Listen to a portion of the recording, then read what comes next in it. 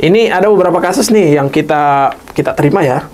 Jadi di dalam satu kontraknya itu dia membuat klausul bahwa perusahaan itu ketika melakukan PHK itu tidak wajib untuk membayar kompensasi. Waduh, bahaya banget tuh. Nah, tidak wajib membayar kompensasi, kemudian tidak membayar ganti rugi ketika melakukan PHK dalam jangka waktu perjanjian kerja ya. Nah, di sisi lain kalau pekerja yang minta resign itu harus minta izin dari perusahaan. Kalau tidak diizinkan mereka harus bayar ganti rugi. Jadi ini ada ketimpangan.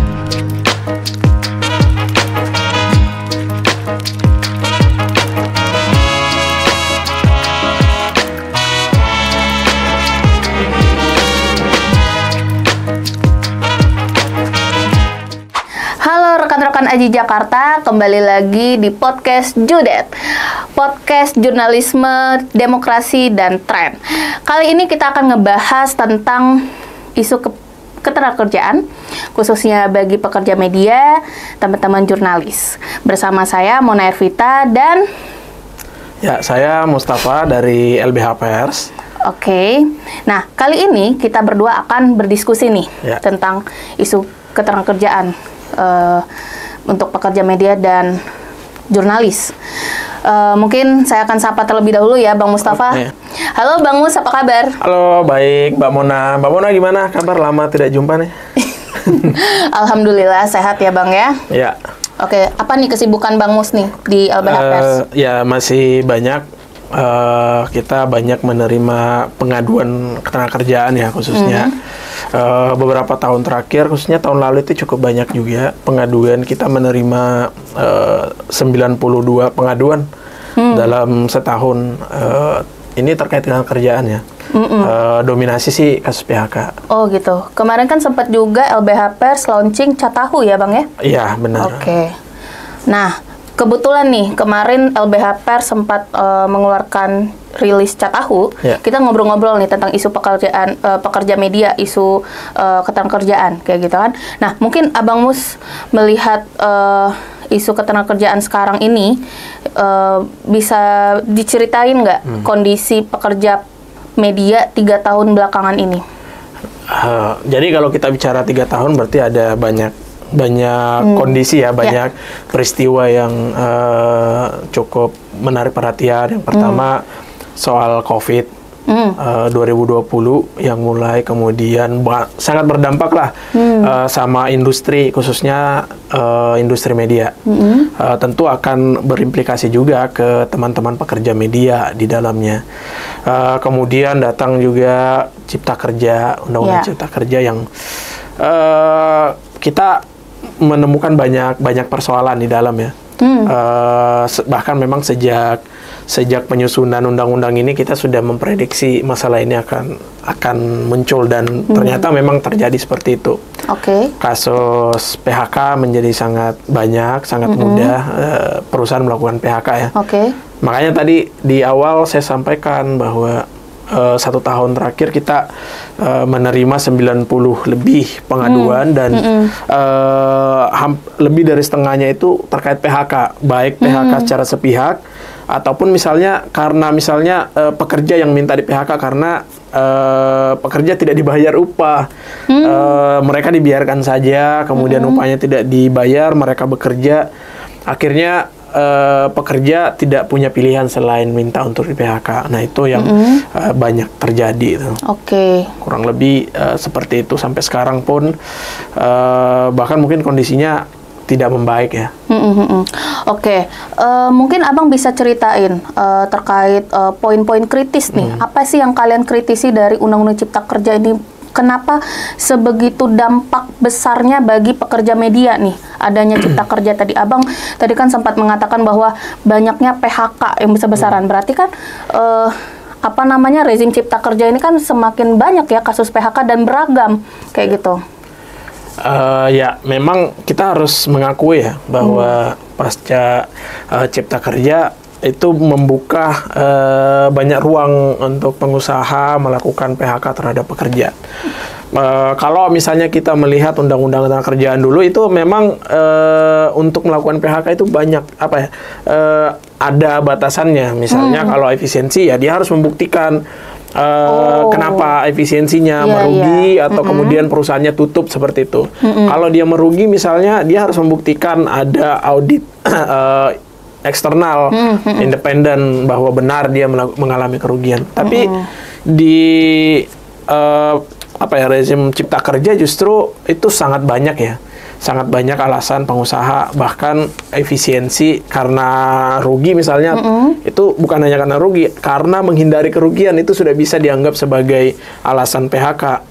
Misalnya kalau dia menghindari kerugian, dia cukup membuktikan, bahkan di situ istilahnya dapat membuktikan dengan audit eksternal atau internal. Jadi audit internal pun, laporan keuangan internal pun bisa dijadikan bukti itu. Jadi memang sangat membuka ruang untuk melakukan PHK. Bahkan juga di situ dimungkinkan pengusaha memberikan syarat-syarat PHK atau alasan-alasan PHK di perjanjian kerja atau di peraturan perusahaan itu yang memang menjadi catatan ya, bahwa memang begitu mudahnya atau mungkin sederhananya kepastian kerja bagi pekerja itu menjadi makin minim seperti itu. Ini yang kita menganggap bahwa niat awal Undang-Undang Cipta Kerja itu untuk melahirkan lapangan kerja baru untuk meningkatkan kesejahteraan pekerja, justru undang-undang ini dipakai untuk melakukan PHK, memudahkan pekerja untuk di PHK seperti itu. Jadi tidak heran kemudian data dari pengaduan LBH Pers itu banyak sekali data-data kasus PHK yang dialami pekerja media. Ya, bahkan potensi misalnya nih suatu perusahaan media yang belum belum merugi, ada potensi kerugian itu bisa melakukan PHK kan? Ya, untuk menghindari kerugian. Oh, menghindari kerugian. Jadi menghindari kerugian bisa melakukan PHK. Oke. Bagaimana dengan teman-teman pekerja media nih yang sekarang itu banyak yang statusnya kontrak kayak gitu. Itu gimana tuh pandangan Bang Mus? Jadi memang ini salah satu yang ini ya, kita banyak temukan memang antara pekerja tetap dan pekerja kontrak sekarang kurang lebih hampir sama ya kondisinya. Jadi sama-sama gampang di PHK kapan saja. Kemudian kalau untuk hak-hak, ya memang kalau untuk pekerja kontrak dia tidak dapat pesangon ya. Tapi justru kalau di Undang-Undang Ciptaker maupun di PP 35 itu justru ketika misalnya pengusaha melakukan PHK di dalam jangka waktu kontrak itu justru harusnya kompensasinya lebih banyak tuh kalau untuk teman-teman yang kontrak, karena dia harus membayar ganti rugi masa kontrak jangka waktu kontrak yang masih berjalan.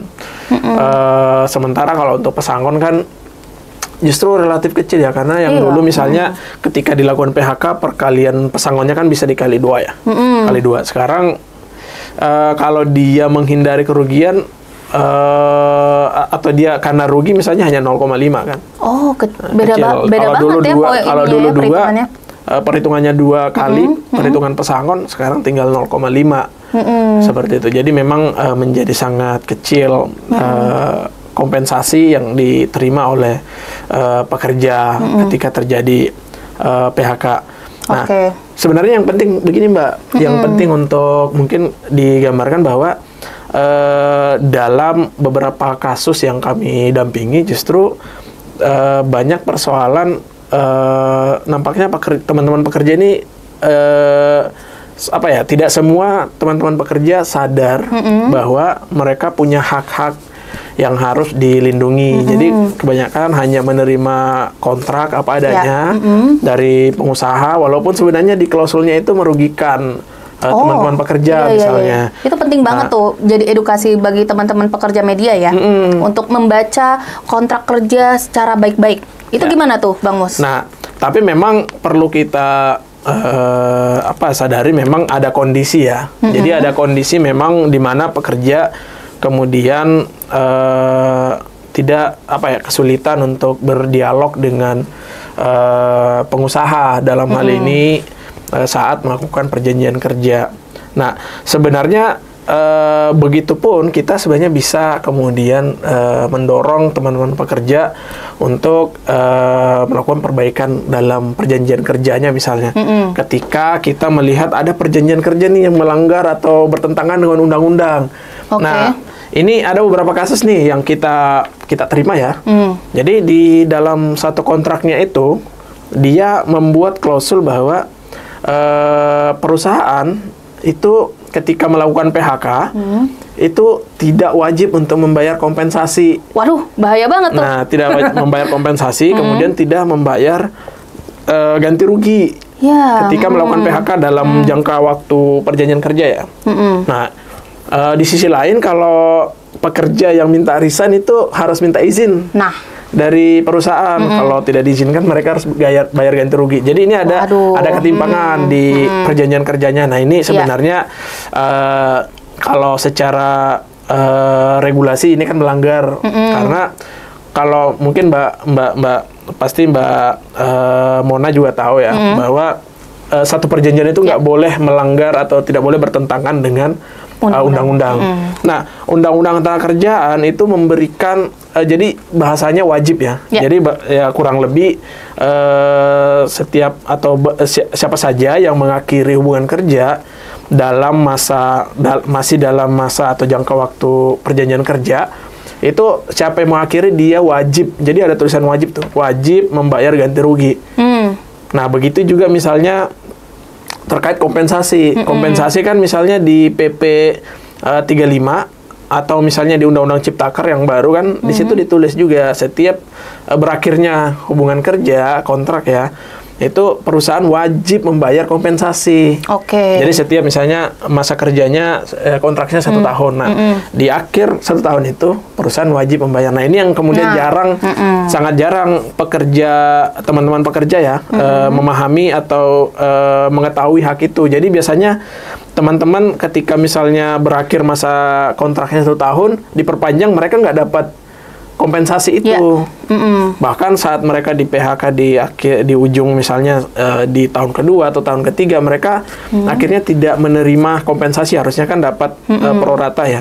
Kalau dia 3 tahun masa kerja berarti 3 bulan upah seperti itu. Nah, ini yang kemudian kita mendorong sebenarnya teman-teman teman-teman pekerja ya untuk bisa membela dirinya sendiri ketika misalnya ada potensi mereka dilanggar hak-haknya seperti itu. Nah, ini menarik nih Bang Mus. Jadi jangan sampai nih teman-teman pekerja media atau jurnalis mengalami hal-hal yang seperti ini. Kayak gitu kan. Nah, mungkin Bang Mus bisa sampaikan kepada teman-teman pekerja atau jurnalis yang ketika dia mendapatkan suatu pekerjaan nih di perusahaan media, pastikan yang pertama kali yang harus yang dilakukan adalah membaca kontrak baik-baik. Nah, benar. Itu gimana? Bisa disampaikan nggak ke teman-teman jurnalis dan pekerja media tips-tips biar dia tidak akan mengalami yang apa yang Bang Mus tadi sampaikan?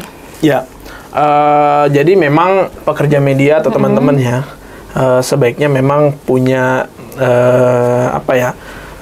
pegangan awal bahwa apa saja sih hak-hak saya sebagai pekerja yang diatur di undang-undang ya. Undang-undang misalnya terkait perintah kerja, terkait lembur misalnya, terkait yang paling penting juga terkait penempatan kerja. Jangan sampai juga teman-teman kemudian bisa dengan bebas dipindahkan walaupun misalnya bukan di minat atau di keahliannya seperti itu. Ini kan banyak terjadi ya. Di pertengahan kontrak misalnya tiba-tiba dipindahkan jurnalis dipindahkan menjadi sales, itu kan kemudian tidak nyambung dengan keahlian dari pekerja. Nah, seperti ini yang kemudian yang perlu diantisipasi di perjanjian kerja, termasuk yang tadi misalnya apa saja alasan-alasan PHK dan apa konsekuensi dari PHK itu seperti itu. Oh gitu, intinya tahu hak dan kewajiban lah ya yang berdasarkan Undang-Undang Ketenagakerjaan dan undang-undang lainnya. Ya. Seperti itu. Oke. Mungkin Bang Mus bisa ceritain nih pola-pola apa saja sih yang biasa dilakukan oleh bos-bos media di luar sana. Apa namanya yang melanggar hak-hak ketenagakerjaan pekerja media dan jurnalis. Itu apa aja, Bang? Aduh, ini ya jelas pasti hak ya. Ya. Hak itu banyak. Yang tadi saya sebutkan bahwa banyak ternyata perusahaan-perusahaan yang kemudian tidak membayar hak pekerja.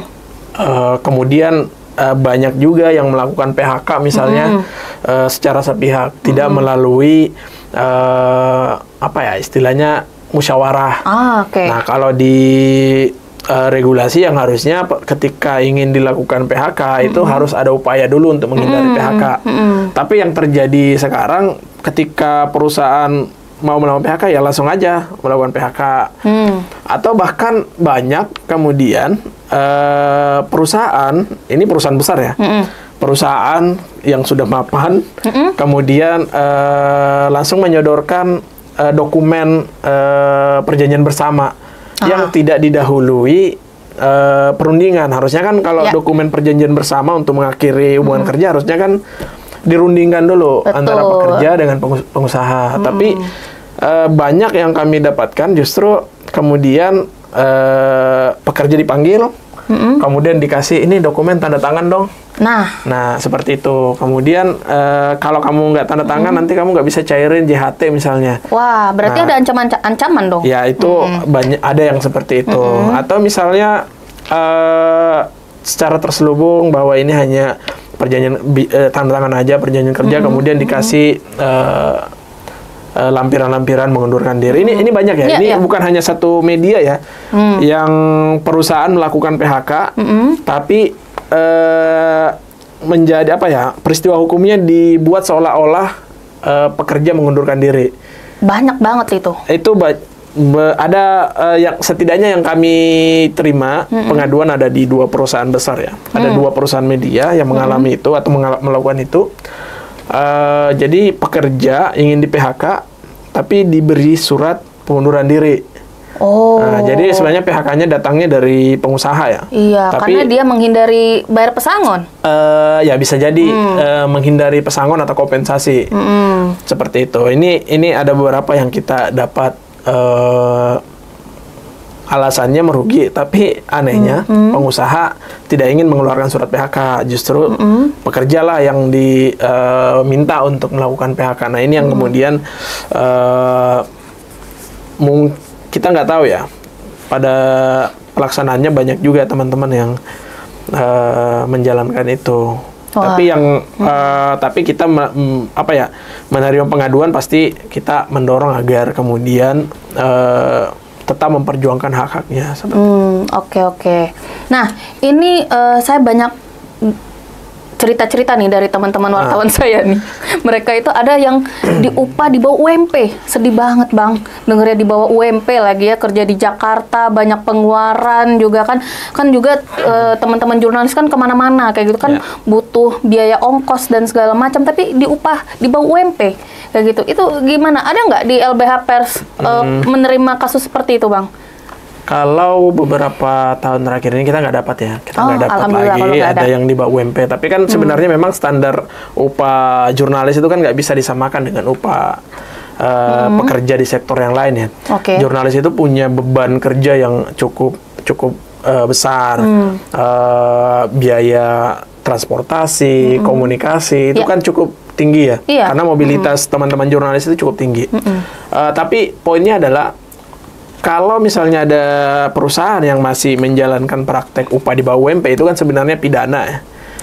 Itu bisa dilaporkan ke pengawas ketenagakerjaan karena dia melanggar norma ketenagakerjaan. Dan itu ada pidananya melakukan pengupahan di bawah UMP. Tapi dalam konteks upah, pekerja bisa kemudian meminta pembayaran upah. Jadi itu dianggap kekurangan upah itu dianggap upah yang ditangguhkan. Jadi dia harus dibayar. Misalnya dia bisa minta penyelesaian perselisihan hubungan industrial untuk minta sisa upah. Karena memang regulasi undang-undang mewajibkan. Jadi tidak boleh tuh. Jadi pengusaha dilarang membayar upah di bawah UMP. Jadi kembali lagi bahwa kalaupun misalnya itu diperjanjikan, maka itu batal demi hukum tuh. Yes. Sebagian dari isi perjanjiannya. Jadi tetap berlaku adalah upah UMP minimal ya. Bisa di atas tapi tidak boleh di bawah UMP. Nah, ketika pengusaha tetap melakukan itu, maka itu di undang-undang membolehkan, tapi itu nanti dianggap sebagai upah yang ditangguhkan. Jadi harus dibayar di kemudian hari ketika pengusaha sudah punya kemampuan untuk membayar itu. Itu. Oke.